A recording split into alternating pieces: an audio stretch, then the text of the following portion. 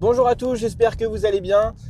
Bienvenue dans cette deuxième partie de la vidéo concernant le Nissan Juke hybride. Donc aujourd'hui, comme vous en avez l'habitude maintenant, on va faire le débriefing de mon essai. J'ai eu l'occasion d'utiliser ce Nissan Juke pendant une semaine. Je vais donc pouvoir vous faire un débriefing assez complet concernant son comportement, sa consommation et son habitabilité. Savoir si on est vraiment confortablement installé à l'intérieur, pas de problème de dos, la possibilité pour les occupants à l'arrière. Bref, on va faire un peu le tour de tout ça. On va déjà commencer par parler de l'habitabilité. Je vous en ai parlé un peu pendant la présentation. On a cet aspect un peu cocon, un peu cockpit à l'intérieur du Nissan Juke avec tout qui est à portée de main. On a même l'écran central qui est légèrement incliné vers nous. Mais surtout, on a toutes les commandes qui sont à portée. La platine de lève-vitre est vraiment très proche de nous. Pareil pour le levier de vitesse. On peut poser assez facilement le coude au niveau de la coudoir centrale et donc la main vient naturellement se poser au niveau du levier. Pareil pour les commandes concernant les différents modes de conduite ou encore le bouton du e-pédale ou le bouton pour passer en tout électrique. Donc ça, c'est assez facile parce que vraiment, tout est incliné comme ça vers nous. Mais j'ai envie de vous dire, c'est presque caractéristique des véhicules japonais. On le sait, c'est principalement le conducteur qui prime dans les véhicules japonais. On essaye de tout mettre en œuvre pour que le conducteur se sente vraiment bien et tout à disposition. Et encore une fois, c'est le cas à l'intérieur de ce Nissan Juke. Concernant le passager, pas de problème particulier. On a pu tester, que ce soit avec ma femme ou mon fils, qui se sont installés côté passager.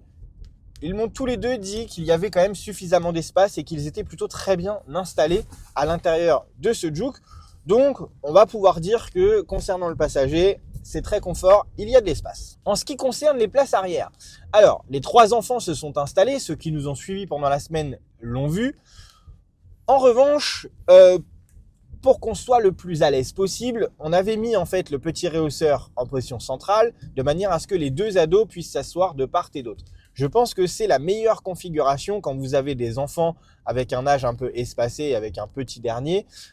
Ça permet aux ados d'avoir chacun leur espace. Donc 3 enfants à l'arrière, oui ça passe. Maintenant, attention à l'âge des enfants. Est-ce qu'il y a des sièges auto ou pas ? Ça, ce sera peut-être un peu plus particulier. Si vous avez des enfants en bas âge avec 2 sièges auto et un ado ou quoi que ce soit, ça sera peut-être un peu plus compliqué en termes d'espace à l'arrière. Maintenant, nous, on a mis les 3 enfants, c'est passé. Vous pouvez aussi facilement mettre 2 adultes, un enfant, ça passe également. La banquette est quand même assez large de ce côté-là. En revanche, c'est l'accessibilité qui peut être un peu plus compliquée. Vous l'avez vu pendant la présentation. On a une portière qui certes s'ouvre assez bien, mais néanmoins, l'encadrement, en fait, si je puis dire comme ça, de la portière n'est finalement pas très large. Et donc, il va vraiment falloir se plier très légèrement pour pouvoir rentrer à l'intérieur du Juke à l'arrière. Et ça, moi, en tout cas pour ma part, heureusement, c'est que je suis monté côté gauche et donc le genou sur lequel j'ai un problème, j'ai pas eu besoin de le plier. En revanche, l'autre, il a fallu que je le plie complètement et que je me torde un peu pour pouvoir rentrer. Mais une fois que je suis rentré, on est bien installé. En revanche, si vous avez des personnes assez grandes, ça peut être un peu handicapant d'aller s'installer à l'arrière du Juke parce qu'il faut quand même se plier pour y rentrer. Une fois qu'on y est, on est bien. Mais ça demande un petit effort pour y rentrer. Si on continue sur le confort, on va pouvoir commencer à parler du confort routier. Comment ça se passe lorsqu'on se déplace, lorsqu'on circule avec ce Nissan Juke ? Écoutez, c'est très simple. Le confort est plutôt agréable. De ce côté-là, pas vraiment de soucis. Les amortisseurs font vraiment très très bien le boulot. D'autant plus que sur la version N-Connecta que nous avons, on a des petites jantes, on a des pneus assez épais, pas de pneus taille basse.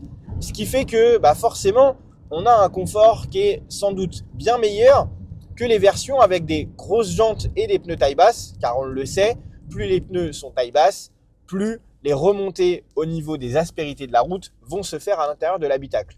Ajoutez à ça une suspension un peu ferme, un châssis un peu rigide, et alors là, vous avez un coupé gagnant. J'ai été assez surpris par la conduite du Juke, que je trouve quand même assez dynamique. Je vous avoue que j'étais un peu pressé, donc il a fallu que j'ai cette petite conduite dynamique pour le tester. Oui, on prend un peu de roulis quand on force un peu, mais franchement, c'est vraiment très acceptable. Je m'attendais à beaucoup plus que ça, par rapport à la position de conduite, par rapport à la hauteur du véhicule, et franchement, j'ai été surpris de ce côté. Je trouve que les amortisseurs font vraiment le boulot, et je dois vous dire que j'ai trouvé le châssis quand même assez sympa, et même relativement joueur. Et ça m'a plu. On aurait presque envie de tester un Nissan Juke Nismo R, juste pour voir. Parce que je pense qu'avec un châssis comme ça, avec des suspensions un tout petit peu plus fermes, des roues qui vont bien et un gros moteur, ça doit quand même être vraiment sympa à rouler.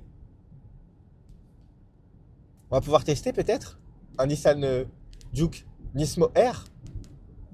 Pourquoi pas? Mais très honnêtement, en conduite de tous les jours, sur les trajets quotidiens que j'ai pu faire, campagne, route, voie rapide, un peu d'autoroute, agglomération, bref, tout ce que je fais au quotidien quasiment, on n'a pas de soucis particuliers. Le Nissan Juke est très silencieux. J'ai pu relever à peu près 65-68 décibels. Ça dépend des routes.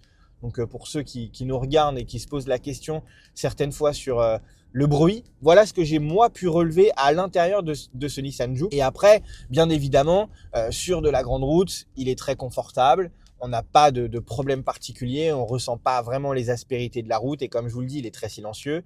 Et après, sur des routes un peu abîmées, bon, oui, on sent un petit peu parce que, mais à l'instar de beaucoup de véhicules japonais, hein, on a des suspensions qui restent quand même un peu fermes. Néanmoins, comme je vous le dis, du fait de ne pas avoir de pneus taille basse et de grosses jantes, mais on a plutôt des petites jantes avec des gros pneus, bah forcément ça gagne un peu en confort, c'est un peu moins esthétique, je vous l'ai déjà dit, mais on gagne vraiment en confort. Forcément, de ce côté-là, Nissan a su trouver le bon compromis entre efficacité et confort, et j'avoue que ça m'a un peu surpris de ce côté-là. Concernant le moteur, on va pas parler consommation tout de suite. On va juste parler du moteur. Dans l'idée, le système hybride est plutôt pas mal. Alors vous allez me dire, plutôt pas mal, ça veut vraiment rien dire. Et vous avez raison. Mais le souci, c'est que pour moi, il pourrait être encore plus efficace. Et je vais vous dire pourquoi. Malheureusement, j'ai testé ce Nissan Juke dans une configuration de température assez froide. Mais quand je vous dis assez froide, on était très souvent à 0, voire en dessous de 0. Une seule journée où j'ai eu 4 degrés. Et pendant cette journée, là, j'ai eu un fonctionnement du système hybride quasi optimal. Et ça s'est ressenti par la consommation. Je vais vous dire pourquoi. Pour la simple et bonne raison, c'est que le système hybride, alors on va pas se mentir, Nissan alliance avec Renault, donc forcément, le système hybride du Nissan Juke est le même que celui de chez Renault. On va passer par 4 chemins pour vous expliquer ça. Donc on a le 1,6 litre, 4 cylindres, 94 chevaux essence pour la partie thermique. Et on a un moteur électrique de 49 chevaux couplé au moteur thermique. Voilà pour la partie aspect technique. Maintenant pour le fonctionnement. On est sur un système de fonctionnement hybride. Alors je vais presque dire double, parce que y a des véhicules qui ne fonctionnent pas comme ça. Et là, sur le Nissan Juke, la partie de fonctionnement double, en fait, c'est très simple.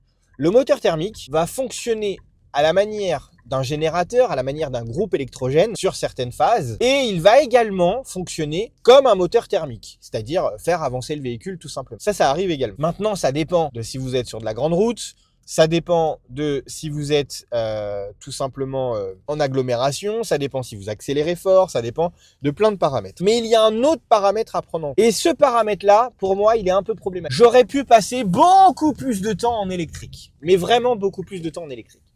Je vous explique pourquoi. On a un petit bouton EV qui nous permet, lorsqu'on est par exemple en agglomération et qu'on a batterie full chargée, de passer en élec forcé. En lui disant, écoute, là, je suis batterie full chargée, laisse-moi en électrique, laisse-moi rouler tranquille. Sauf que, avec des températures un peu froides, eh ben, on peut pas le faire. On peut pas le faire, pourquoi? Parce que lorsqu'on appuie sur ce petit bouton EV, si le moteur est un peu froid, eh ben, il nous dit, passage en électrique impossible, moteur trop froid. Et donc, on reste avec le thermique enclenché. Alors, le thermique enclenché nous sert pas à faire avancer la voiture dans ce cas-là. Il sert juste à recharger la batterie et donc il sert de générateur et on avance quand même sur l'électrique. Oui, mais voilà, on est batterie full chargée. C'est quoi l'intérêt de conserver le moteur thermique enclenché? Pour rien, alors qu'on pourrait rouler en élec. Eh bien, ce paramètre de température fait toute la différence. Donc, j'imagine que sur des températures un peu clémentes, et c'est ce qui s'est passé, lorsque j'ai roulé, j'avais 4-5 degrés la seule journée où ça s'est produit, eh ben, j'ai pu passer en élec. Lorsque je suis arrivé en agglomération et que j'étais full chargé, je suis passé en élec et j'ai fait tous mes trajets quasiment en électrique parce que j'ai activé également la e-pédale, ce qui m'a permis, dès que je relâchais l'accélérateur, de récupérer de l'énergie au maximum. Et donc, de ce fait, j'ai vraiment pu recharger, utiliser, Et là, la consommation, elle s'est fait sentir tout de suite. Parce que je vous spoil, j'étais à 3,9 litres de consommation. J'ai même descendu 3,8 litres, je crois, de mémoire. Quand on sait que Nissan annonce entre 4,6 litres et 4,8 litres de consommation, quand on fait 3,9 litres sur un fonctionnement optimal, on se doute que la consommation, on peut vraiment la réduire sur ce Juke. Et je trouve dommage de ne pas avoir été au bout du truc et de ne pas faire en sorte qu'on puisse utiliser le système hybride de manière vraiment plus optimale. Qu'on règle ce problème de température, bon sang. Alors bien entendu, malgré ce problème de température, le moteur, le système hybride, va quand même passer sur des phases électriques. Mais elles seront beaucoup plus petites que si vous appuyez sur le bouton EV et que vous le laissez passer en tout élec et que vous roulez principalement en tout élec. Et ça, je trouve ça vraiment dommage. Pour moi, ça aurait vraiment été un plus de gérer ce paramètre de température un peu mieux, de manière à le laisser fonctionner en électrique si c'est possible. Et peu importe le paramètre de température, peu importe. On a d'autres systèmes hybrides, d'autres constructeurs sur lesquels, et pour ne pas les citer, on démarre le matin, le moteur thermique se met légèrement en route, la batterie est chargée, le moteur thermique se coupe. Froid, chaud, il se coupe. Et on part en élec. Sur la route, il se redéclenche. Il se redéclenche à un régime constant et régulier parce qu'il est froid. Et là, il sert de générateur. Donc, sachant que ce système-là peut fonctionner de cette manière, il pourrait très facilement le gérer de cette manière également. Et donc, avoir un fonctionnement hybride bien meilleur, juste en supprimant ce paramètre de température. Et là, il baisserait drastiquement les consommations également. Ça, c'est certain. Après, le bouton EV, il a ses limites. Pourquoi ? Tout simplement parce que on est limité en termes de vitesse, c'est-à-dire qu'au-delà de 50 km/h, le véhicule repasse en fonctionnement hybride classique. C'est-à-dire que vous aurez des phases électriques quand même, ça n'empêche pas de le passer en électrique, mais vous ne pourrez pas rouler simplement en tout électrique lorsque vous dépassez les 50 km/h. Ça, c'est une chose également à prendre en compte. Après, bien évidemment, on dispose de plusieurs modes de conduite. On a un mode sport, standard et éco. Voilà, ça fait 3 modes. Et je vous avoue que je me suis peut-être aussi moi fait avoir avec ça. J'ai tendance à beaucoup rouler en éco sur des véhicules hybrides ou électriques. Et on l'a vu, sur certains véhicules, ça fonctionne extrêmement bien. Dès que vous roulez en éco, vous êtes vraiment sur une partie éco parce que forcément, les relances se font plus douces, plus lentes. Vous avez moins de réponse à l'accélérateur, mais en même temps, et vous avez un fonctionnement du coup plus en façon générateur groupe électrogène plutôt qu'en vrai fonctionnement de moteur thermique. Mais sur certains véhicules, et on l'a testé déjà, c'est arrivé que finalement, c'était pas si efficace que ça. C'est-à-dire que lorsqu'on fait de la grande route, de la nationale, départementale ou autoroute, il vaut mieux rouler en mode standard. C'est finalement presque là où le véhicule va être le plus optimal. Et à la limite, utilisez le mode éco lorsque vous êtes en agglomération. Donc, il faut accepter le jeu de changer régulièrement de mode de conduite. Lorsque vous arrivez en agglomération, mettez en mode éco. Lorsque vous sortez d'agglomération, repassez en mode standard. Et si vous voulez avoir une conduite dynamique, mais alors là, on oublie la consommation, on oublie tout ça, vous pouvez vous mettre en mode sport. Le mode sport sur le Nissan Juke marche très bien. Dès qu'on met le mode sport, on a l'aiguille qui va à fond dans le power. Mais quand je vous dis à fond, elle va au bout. Il n'y a pas de problème. Vous mettez pied dedans, vous avez les 143 chevaux cumulés, il n'y a aucun souci. Ça marche, on a essayé, ça fonctionne très bien. Vous avez la direction qui se durcit également, qui devient encore plus ferme. Donc ça, c'est vraiment pas mal. On a vraiment une conduite beaucoup plus incisive, beaucoup plus précise. Et on peut se dire qu'on a un vrai mode sport parce que très honnêtement, entre le mode éco et le mode sport, il y a une énorme différence sur le Juke par rapport en fait à la sensation ressentie à la pédale et surtout dans la direction. Donc on peut partir du principe que c'est efficace sur les différents modes. En revanche, le mode éco, lorsqu'on roule tous les jours, j'ai pas l'impression qu'il soit si efficace que ça parce que j'ai réussi moi à réduire ma consommation. Le seul jour où j'ai pu bénéficier, comme je vous l'ai dit, de cette température à peu près optimale de 4-5 degrés, d'avoir un mode hybride qui fonctionne le mieux possible, j'étais en mode standard sur les trajets route de campagne départementale et je me suis mis en mode éco sur l'agglomération. Et c'est là où finalement j'ai été le plus efficient. En mode éco, vous êtes vraiment en mode éco là-dessus, il n'y a pas de souci. C'est-à-dire que lorsque vous allez réaccélérer, vous allez avoir vraiment cette sensation un peu molle de la relance du véhicule. Et j'ai même l'impression, c'est pour ça que je vous dis que c'est peut-être pas optimal de rouler tout le temps en mode éco. Il faut bien faire attention sur certains véhicules, bien prendre en main le véhicule. Moi, ça m'a pris un peu de temps pour comprendre le fonctionnement parce que à force d'essayer plein de voitures, effectivement, elles ont toutes presque un comportement et une façon de fonctionner qui soit différente. Et donc là, ça m'a pris un peu de temps de manière à comprendre comment réduire ma consommation parce que je n'y arrivais pas. Et voilà. Et maintenant que j'ai trouvé, c'est forcément beaucoup plus facile. Mais sur le mode éco, on a vraiment cette sensation. Presque en agglomération, c'est bien parce que forcément, vous relancez très doucement, c'est très fluide, c'est souple, etc. Mais par contre, lorsque vous sortez de l'agglomération et que vous accélérez, vous avez l'impression en fait que le moteur il souffre. Le moteur, il doit forcer pour vous avancer, etc. Et presque, il est bridé pour pas consommer et en même temps, il force. Donc, il surconsomme. Et donc, lorsqu'on repasse en mode standard, là, ça devient un peu plus facile, un peu plus fluide. Et finalement, il se relance un peu plus rapidement. Et on va stopper un peu la surconsommation et peut-être même équilibrer et arriver à redescendre. En tout cas, c'est ce qu'on a constaté, c'est ce qu'on a fait. Je vous l'ai dit, je vous ai spoilé, j'ai fait 3 litres 9 de consommation, 3 litres 8 de consommation sur mon meilleur trajet avec un fonctionnement optimal, une bonne température, etc. qui m'a permis de rouler beaucoup plus en électrique. Et lorsqu'on arrive à faire ça, oui, là, ce système hybride est très efficient, très efficace. En revanche, si vous ne faites pas ça, et c'est ce que j'ai fait sur presque la totalité de mon essai finalement, parce que les 4 premiers jours, j'arrivais pas en fait je réduisais ma consommation, mais c'était vraiment je suis parti en fait de Paris, j'étais à quasiment 7 litres 5, 8 litres et ça m'a mis du temps avant de descendre. Et maintenant, là, je vais rendre le véhicule et nous sommes, je vais vous le dire, on est à 5 litres 5 de consommation sur la totalité du parcours que j'ai pu faire, soit presque 700 km. Voilà, 5 litres 5 de consommation. Alors, il fait froid, on a le chauffage et je vous l'ai dit, on n'est pas souvent en phase électrique. En tout cas, on pourrait l'être beaucoup plus. Voilà, on y est quand même, mais on pourrait l'être beaucoup plus. Donc, 5 litres 5, par rapport à la concurrence, on est dans une excellente moyenne, vous me direz. Mais moi, j'aime bien réduire les consommations, j'aime bien descendre ça. Et là, pour le coup, j'ai pas forcément réussi à le faire. En termes de performance, qu'est-ce que ça nous donne 143 chevaux cumulés? Eh ben, c'est suffisant. C'est suffisant pour du quotidien, c'est suffisant pour rouler à 130 sur l'autoroute, c'est suffisant pour rouler à 80 sur des routes de campagne.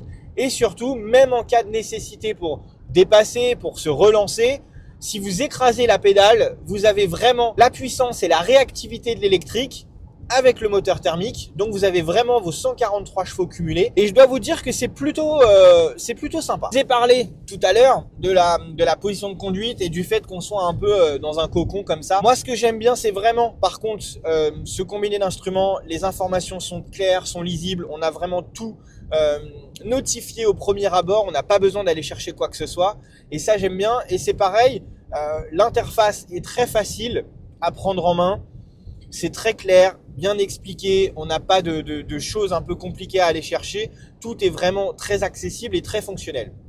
Sur ça, c'est un excellent point. En revanche, au niveau de la position de conduite, on est bien installé, les sièges sont confortables, mais on manque un peu, en tout cas à mon sens, on manque un peu de maintien au niveau latéral.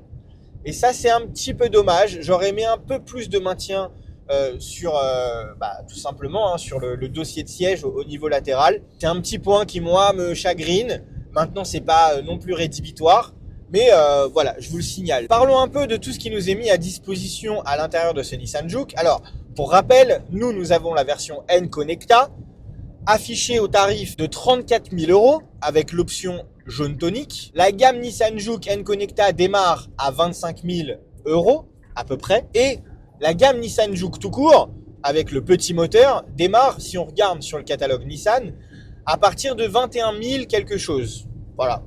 Si vous allez sur le configurateur Nissan, vous avez l'information Nissan Juke à partir de 21 000 €, donc en version essence, petit moteur et probablement avec pas beaucoup d'options. Nous, sur la version N-Connecta, facturée quand même 34 000 €, j'aurais aimé quand même avoir un poil plus d'options, c'est-à-dire que on n'a pas de caméra 360, on a une belle caméra de recul qui est très lisible avec beaucoup de réglages, mais on n'a pas de régulateur adaptatif. On a un régulateur de vitesse classique, limiteur de vitesse classique également, et voilà, pas de régulateur adaptatif. Ça, c'est un petit peu regrettable, Moi, j'aime bien le régulateur adaptatif. Surtout, j'aime bien voir comment il se comporte. Donc, j'aurais aimé avoir ça. On a la lecture des panneaux. On a les alertes de survitesse. Ça, là-dessus, pas de problème. Mais c'est vrai que le régulateur adaptatif, c'est quand même quelque chose auquel on s'habitue et qui est confortable, agréable lorsqu'on fait beaucoup de routes. Donc, on va pas se mentir. J'aurais quand même aimé l'avoir, surtout à 34 000 €. On n'a pas également de siège électrique. On n'a pas de siège chauffant. Alors, le siège électrique, très honnêtement, c'est pas ce qui me dérange le plus. Pourquoi ? Parce que bien souvent, on a un voire deux conducteurs. Moi, je vous avoue que principalement, ma femme a sa voiture et je conduis moi toutes les autres voitures que l'on a. Donc, toutes les autres voitures, en général, elles sont réglées pour moi et j'y touche plus jamais, quoi. Donc, ça m'a pas dérangé. J'ai pris le Juke, je l'ai réglé directement quand je l'ai pris et j'ai pas eu à y retoucher. Donc, le siège électrique, c'est pas vraiment dérangeant. Maintenant, c'est vrai que au prix, on pourrait s'attendre à avoir un peu plus d'options et le pack électrique en fait partie. On n'a pas de siège chauffant. Bon, je vous le signale, c'est vrai que ça peut être agréable d'avoir les sièges chauffants. Là, on ne l'a pas. Et concernant l'aide au maintien dans la voie, l'alerte de franchissement de ligne, parce que ce sont bien deux choses distinctes, pour le coup, sur le Juke N-Connecta, soit j'ai pas réussi à le faire fonctionner, soit il n'y en a pas, et je pense plus qu'il n'y en a pas, mais on a l'alerte de franchissement de ligne, mais nous n'avons pas d'aide au maintien dans la voie. On a l'alerte de franchissement de ligne parce qu'effectivement, lorsque l'on mange un peu les lignes, quelles qu'elles soient, le véhicule va se mettre à freiner, il va se mettre à vibrer au niveau du volant et vous allez avoir le logo qui va s'afficher. Mais le véhicule ne va pas réellement vous corriger dans votre trajectoire. Or, lorsqu'on a l'aide au maintien dans la voie, ça s'entend aide au maintien dans la voie, vous comprendrez que le véhicule, à ce moment-là, il va corriger la trajectoire de manière à vous garder dans votre voie. Voilà. Donc ça, c'est une chose dont on ne dispose pas sur la version N-Connecta. Et je vous avoue que ça m'embête un petit peu par rapport au prix. Et ce qui est dommage, c'est que pour avoir les versions les plus optionnées, finalement, il n'y a pas une réelle grosse différence.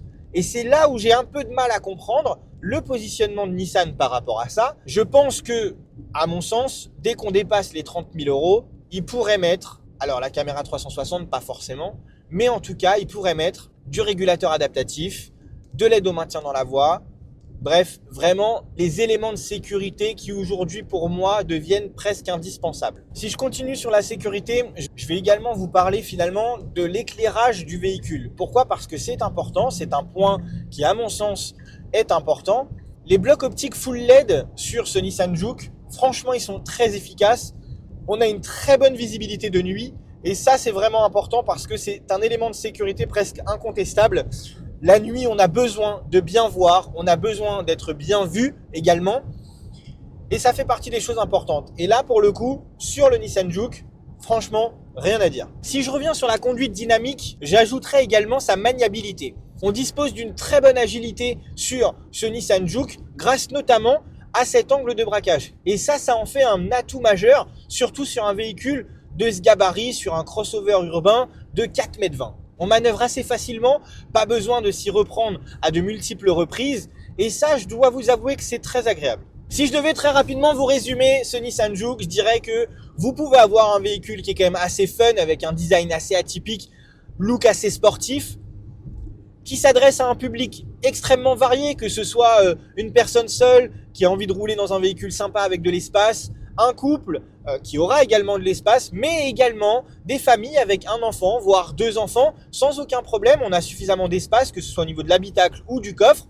Et surtout, alors je ne l'ai pas essayé dans la version, la plus petite version au niveau du moteur, mais pour moi, je pense que cette version-là en hybride 143 chevaux, c'est à mon sens le meilleur compromis pour avoir un véhicule qui soit agréable, fun, dynamique et avec des consommations qu'on arrive à contenir. Maintenant, probablement le point noir de ce véhicule, ce sera peut-être son prix par rapport aux équipements proposés. Il est vrai que si on veut quelque chose avec beaucoup d'équipements, beaucoup d'options, faut tout de suite monter dans des prix qui peut-être sont assez élevés.